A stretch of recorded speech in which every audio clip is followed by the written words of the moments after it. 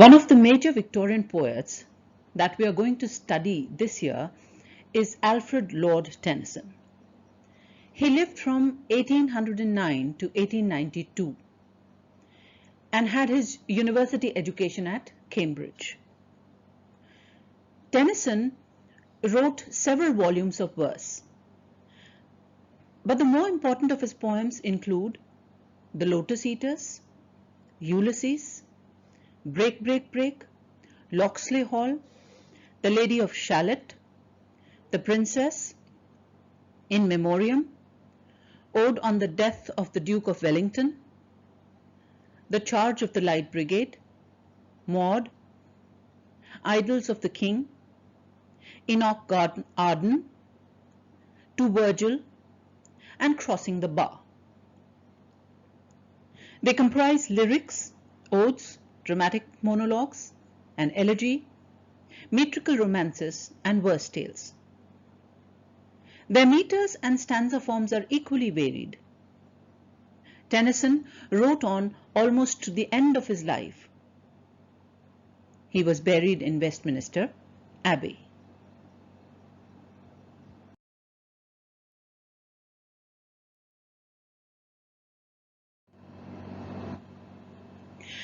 Let us read the poem Ulysses that is prescribed in your course. It little profits that an idle king by this still hearth among these barren crags, matched with an aged wife, I mete and dole unequal laws unto a savage race, that hoard and sleep and feed and know not me. I cannot rest from travel. I will drink life to the lees. All times I have enjoyed greatly, have suffered greatly, both with those that loved me and alone, on shore, and when through scudding drifts the rainy Hyades vex the dim sea. I am become a name, for always roaming with a hungry heart. Much have I seen and known, cities of men and manners, climates, councils, governments, myself not least, but honored of them all, and drunk delight of battle with my peers, far on the ringing plains of windy Troy.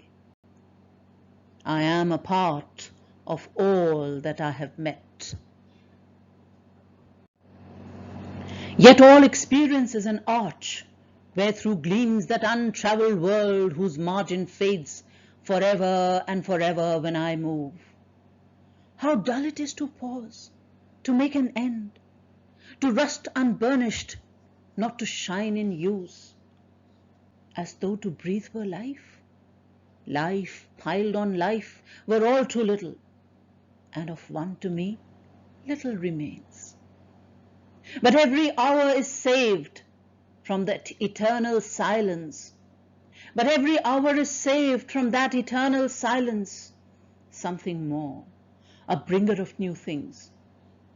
And while it were for some 3 suns to store and hoard myself, and this grey spirit yearning in desire to follow knowledge like a sinking star beyond the utmost bound of human thought. This is my son, mine own Telemachus, to whom I leave the sceptre and the isle, well loved of me, discerning to fulfill this labour by slow prudence, to make mild the rugged people, and through soft degrees subdue them to the useful and the good. Most blameless is he, centred in the sphere of common duties, decent, not to fail in the offices of tenderness, and pay meet adoration to my household gods when I am gone. He works his work, I mine. There lies the port, the vessel puffs her sail. There gloom the dark broad seas. My mariners, souls that have toiled and wrought and thought with me, that ever with a frolic welcome took the thunder and the sunshine, and opposed free hearts, free foreheads. You and I are old. Old age hath yet his honour and his toil. Death closes all. But something ere the end, some work of noble note may yet be done, not unbecoming men that strove with gods. The lights begin to twinkle from the rocks. The long day wanes. The slow moon climbs. The deep moans round with many voices. Come, come, my friends. Come, come, my friends. It's not too late to seek a newer world. Push off. Push off, and sitting well in order, smite the sounding furrows.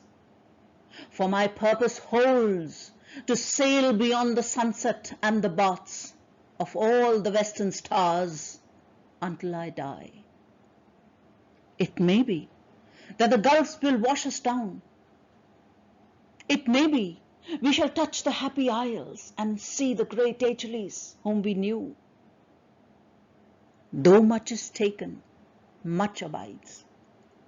And though we are not now that strength which in old days moved earth and heaven, that which we are, one equal temper of heroic hearts, made weak by time and fate, but strong in will, to strive, to seek, to find, and not to yield.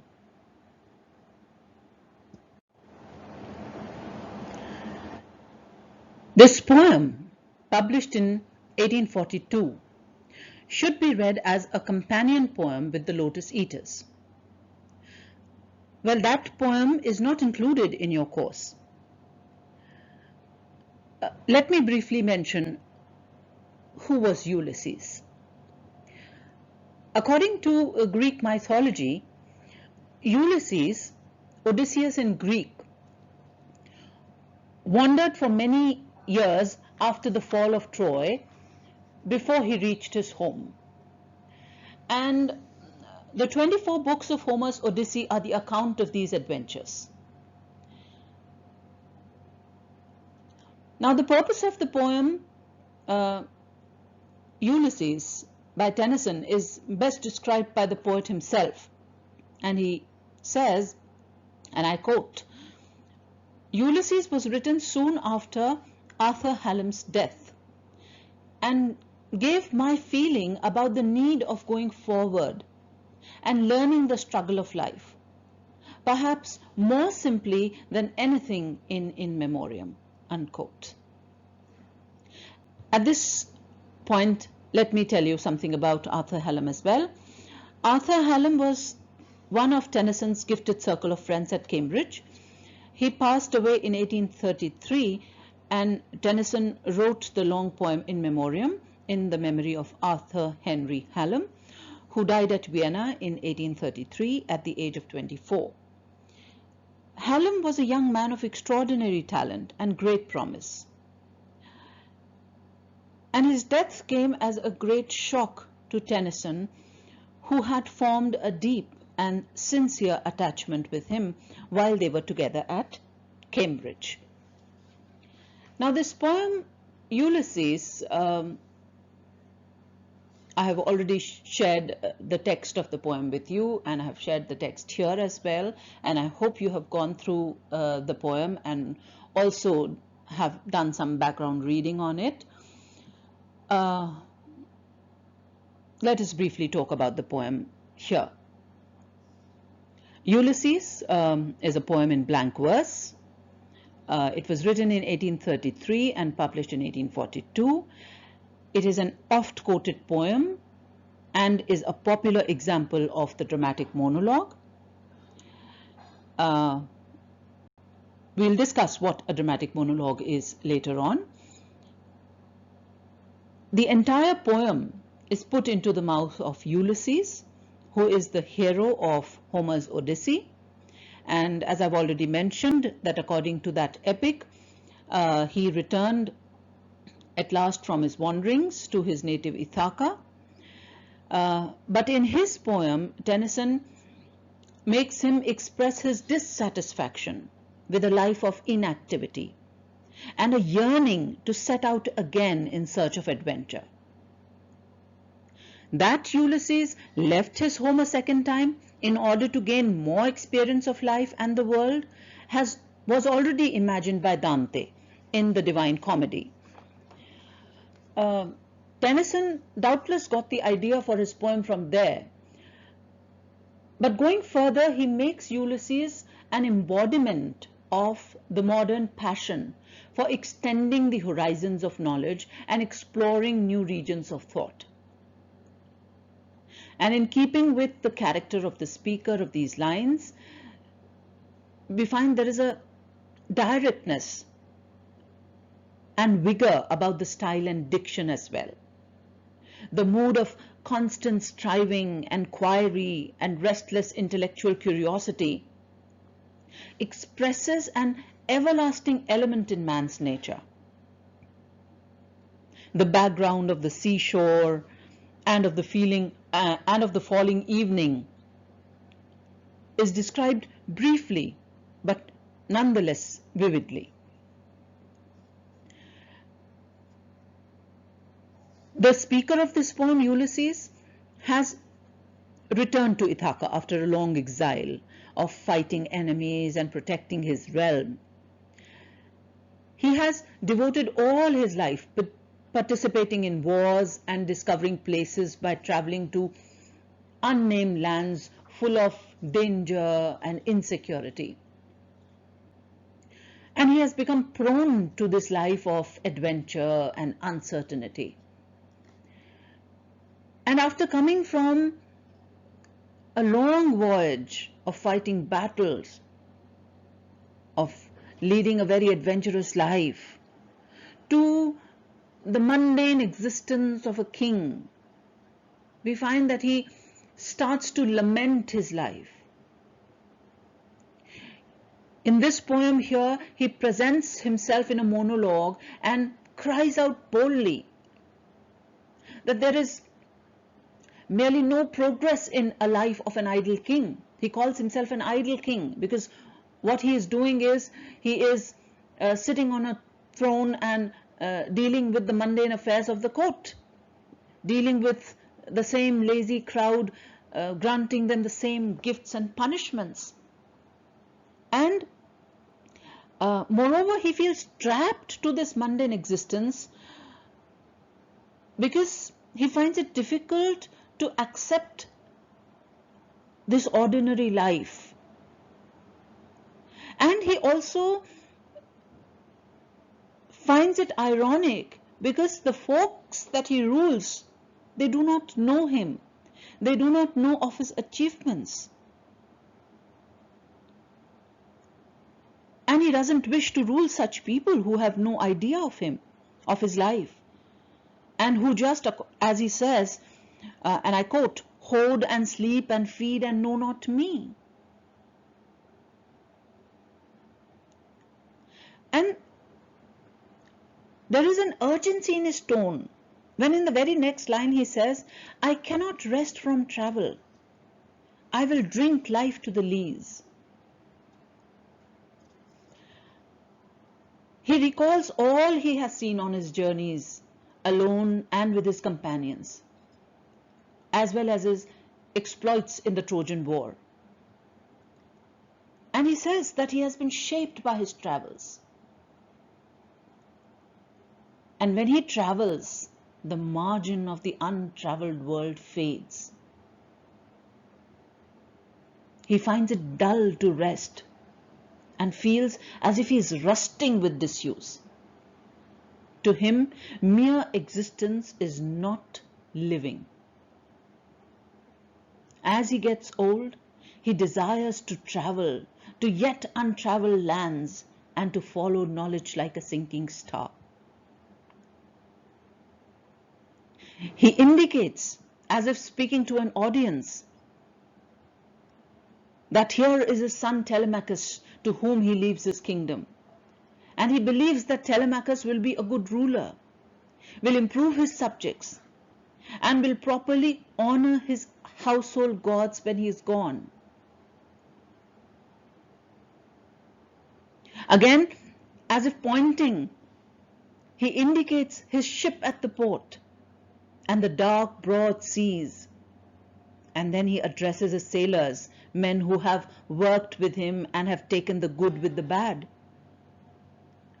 Although both they and he are old, he says they still may accomplish some work of noble note before they die. And as the day comes to an end, he urges his sailors to come and discover a new world. For he intends to sail beyond the sunset until he dies. They may drown, or perhaps find the happy isles, or the Isles of the Blessed, a later name for the Elysian fields, where the fortunate dead could enjoy the afterlife and see Achilles, the greatest Greek warrior who died at Troy and whose armor was given to Ulysses. And though he knows that they are not as strong as they used to be, but they are still, he says, heroic hearts, strong in will, strong in will to strive, to seek, to find, and not to yield.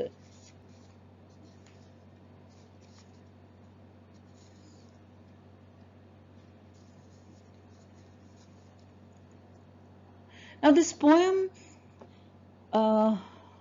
is taken as a representative poem of the Victorian spirit of inquiry and stands out as a forward-looking voice, always eager, always on the move. There is unbounded energy, a desire to live life intensely and to explore the expanding horizons of knowledge. But from another point of view, it is a very ego-centered poem. It is a monologue, and the central character we find is obsessed by self-concern. And note the number of times the pronoun I is used. I meet and dole, I cannot rest from travel, I will drink life to the lees. The words my and myself are used. And also pay attention to his relationships as described in the poem with his wife, with his son, with his people.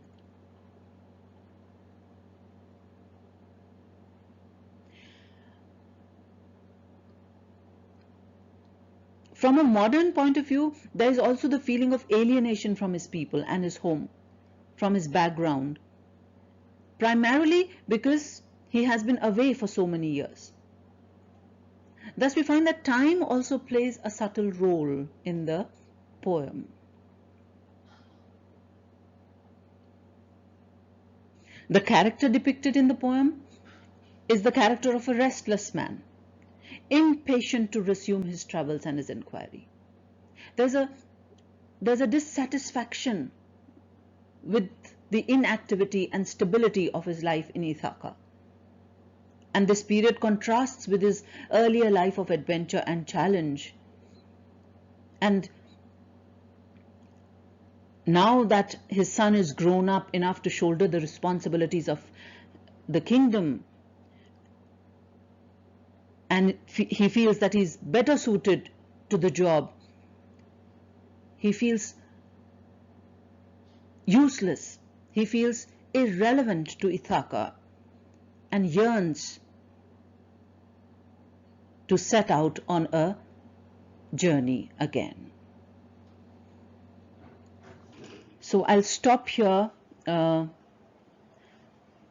and if there is any problem, we can continue with the poem again. Thank you.